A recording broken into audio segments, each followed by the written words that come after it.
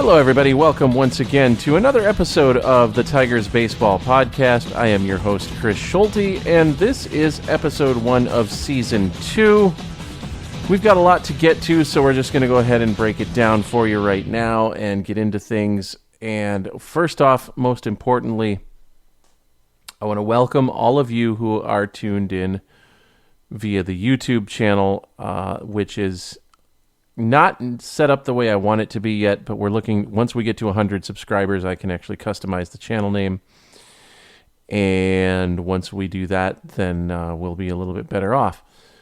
But for now, we appreciate all of you. Like, subscribe, rate, review, do all the things, and tell your neighbors, tell your friends.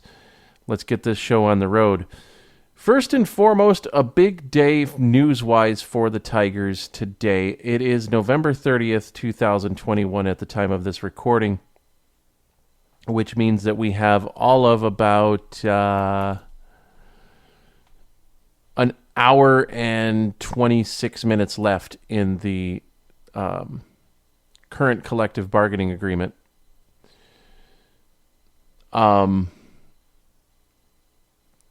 So right now it's still in the agreement that was signed in 2016. So we're just going to leave it at that and move on. With all that being said,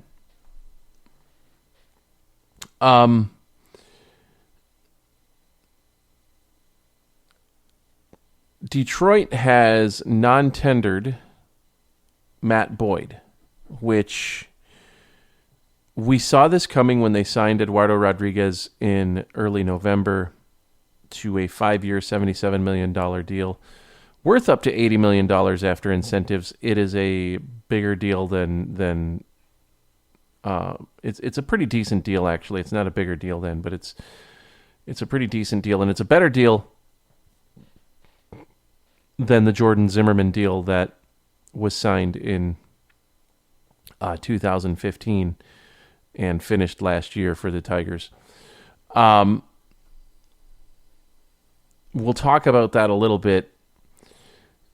But the big news of the day was the fact that the Tigers, according to everything we've seen, now they have not made it official, and I just looked at the Tigers PR Twitter, and I'll just double check. I don't have Twitter open. I can't do that. I will double check this at the time of this recording. As I said, it is. Yes, I see that.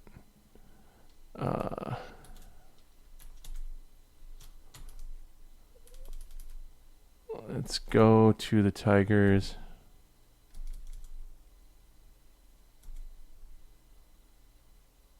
Yeah. The last tweet mentioning player development was, well, before the Matthew Boyd news, was the fact that catcher Grayson Greiner has cleared waivers and is now a free agent.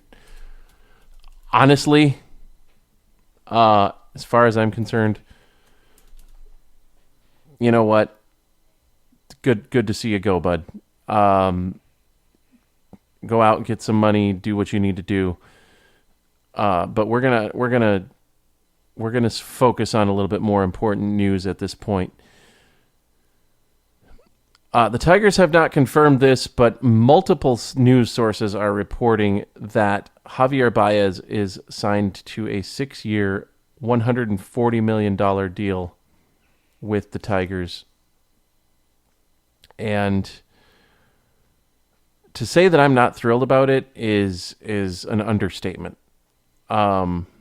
As many people who are friends of mine will tell you, I really, really did not want Javier Baez in Detroit. Not that I don't think he's a good player.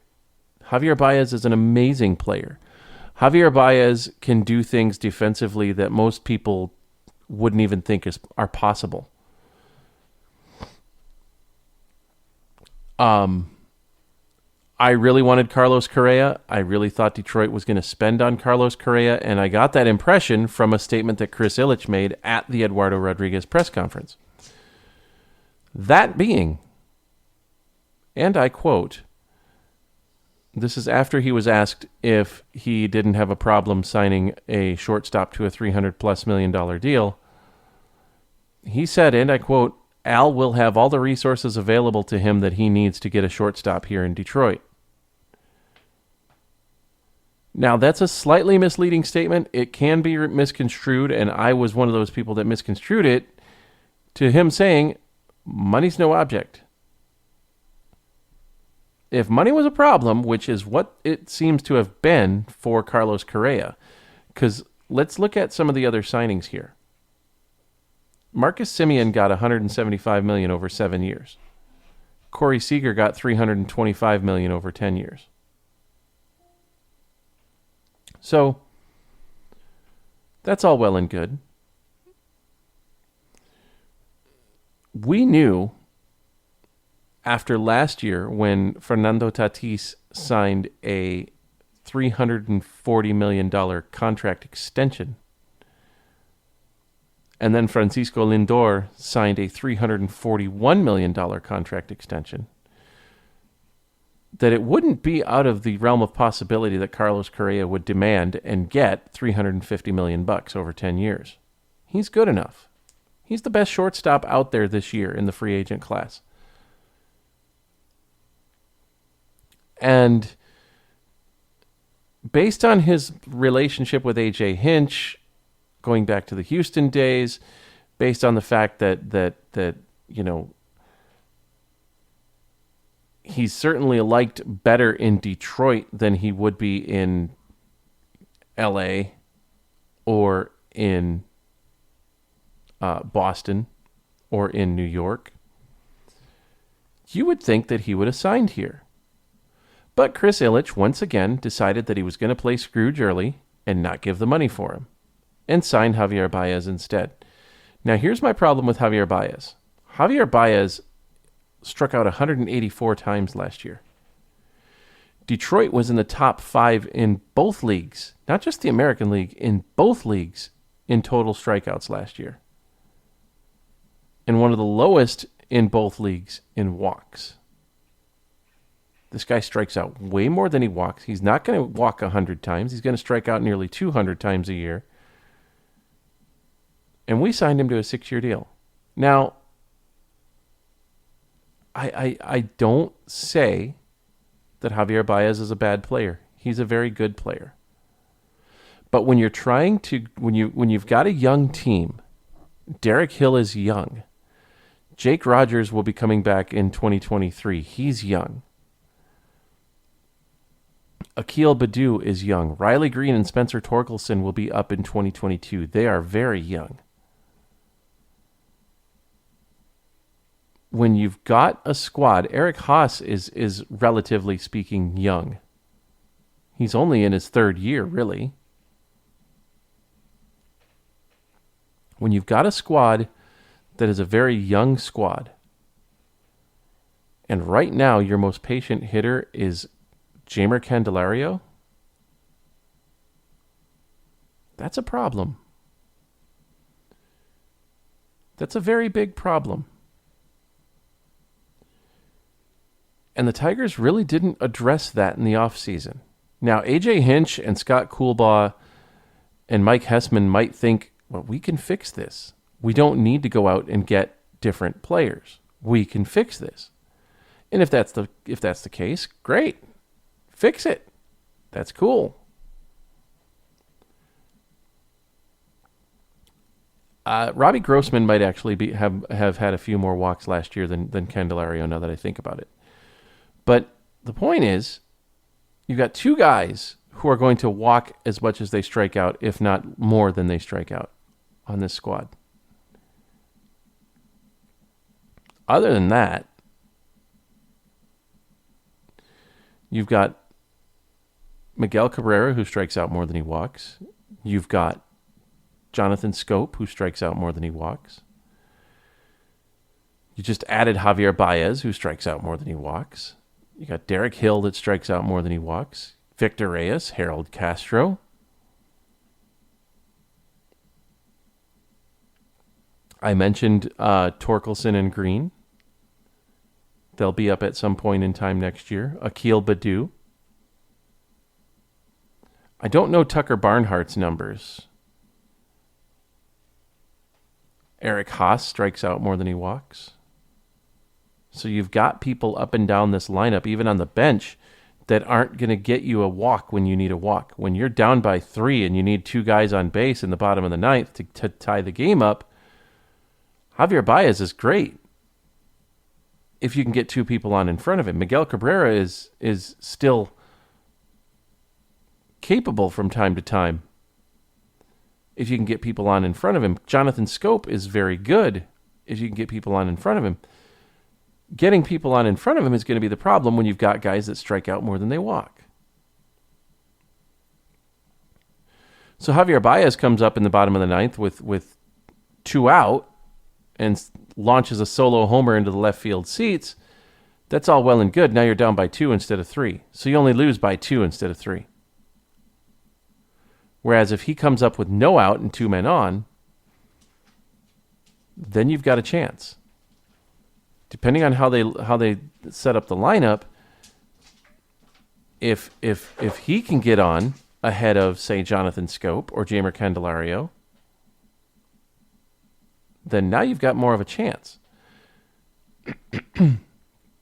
A.J. Hinch's big saying is, outside of we got to get the pitching right, A.J. Hinch's big saying is, keep the line moving. It's hard to keep the line moving when you're striking out more than you walk. And that's what Javier Baez does.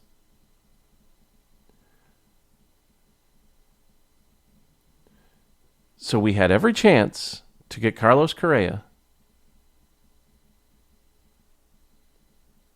And Chris Ilitch once again said, sorry, Al, I'm not going to spend that kind of money.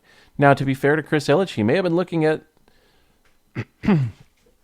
the Miguel Cabrera deal and saying, yeah, years 5 through 8 of this deal haven't gone very well. He may have been looking at the Prince Fielder deal and saying, yeah, we didn't do very well in that deal either. Jordan Zimmerman, we got stuck on the hook for that deal. So he may have been gun shy, but if you want to bring a World Series to Detroit, I'll take a guy who's been to 3 of them as a free agent signing over a guy that's only been to 1. I'll take a guy who has much more winning experience than a guy that doesn't have as much. Javier Baez was great. First game in Colorado, he hits a home run in his major league debut. So did Akil Baddoo. So if you want to compare that, then, that's great. If that doesn't mean that Akil Baddoo is going to have the same numbers as Javier Baez. So there are pros to this deal for Detroit. First and foremost, there's a player option after 2023. So that's what it is. Which means in 2 years, he can say, no, I don't want to be here anymore, and he can walk away.